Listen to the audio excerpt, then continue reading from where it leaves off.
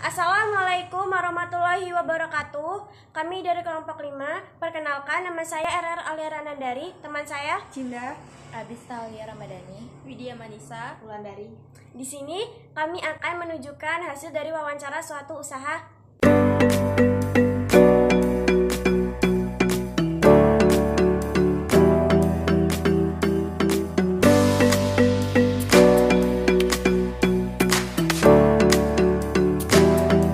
Kami dari siswi SMK Wiyata.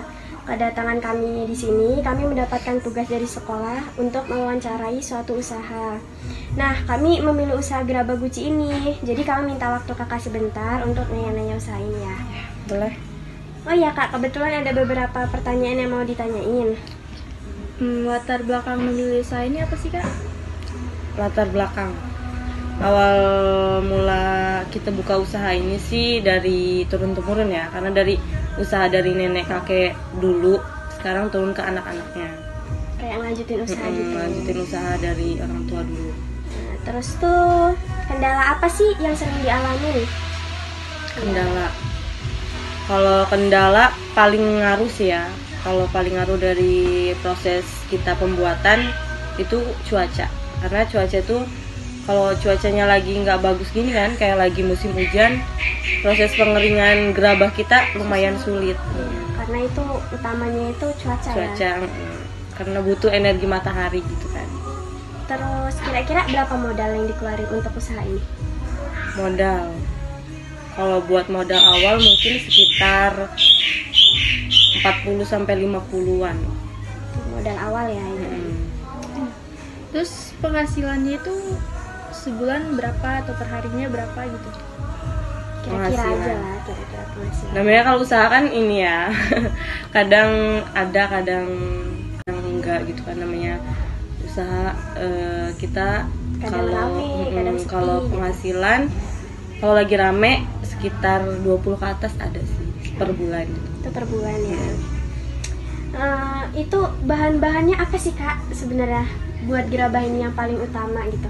Bahan bakunya tanah liat. Tanah liat. Itu ada nggak sih bahan-bahan yang susah dicari gitu, misalnya agak sulit didapetin gitu? Itu bahan bakunya emang yang agak sulit karena tanah, kalau tanahnya jelek, ya? Kalau tanah liatnya tuh jelek, ngaruh juga ke barang kita. Nanti matangnya kayak nggak merata, terus kurang kokoh gitu. Buat gerabahnya tuh kurang bagus. Jadi kalau misalkan tanahnya bagus, gerabahnya juga kuat. Itu kadang ada yang ini ada penggagalan proses nggak, misalnya pembuatannya itu banyak yang gagal gitu, mungkin pernah atau di pembakaran tuh sering banget kayak gimana ya, jadi mungkin kalau apinya kepanasan dia bisa retak gitu ya? Oh. Bisa pecah, kalau kurang matang juga bisa pecah. Berarti bahan utama itu tanah liat. Kalau bahan utama tanah liat. Terus tuh apa sih kak tipsnya untuk menjadi seorang pengusaha? Tipsnya Menurut kakak deh apa? Kalau menurut aku sih utama modal ya, modal yang paling utama. Kedua mungkin gini ya, inisiatif kita kayak inspiratif kemampuan kita, ide-ide kita, misalkan apa nih usaha apa nih yang lagi rame, atau usaha apa nih yang lagi banyak diminati orang. Penting kita tekun, harus bener-bener sih, karena buka usaha itu nggak gampang. Ini kalau kayak gini gitu dia kayak dipasarin gitu nggak sih? Kayak itu memang kita kayak di per toko gitu? Iya, kita untuk pemasaran ada di ini sih, masih banyak di sosial media kita, ada sosial media kita gitu. Di posting-posting kayak Instagram, Facebook segala macem. Orang-orang udah banyak kan reseller kesini, cuman ada yang melalui sosial media, ada emang karena kan di sini emang pusatnya, jadi banyak yang udah tahu juga. Sejarah perkembangan usaha.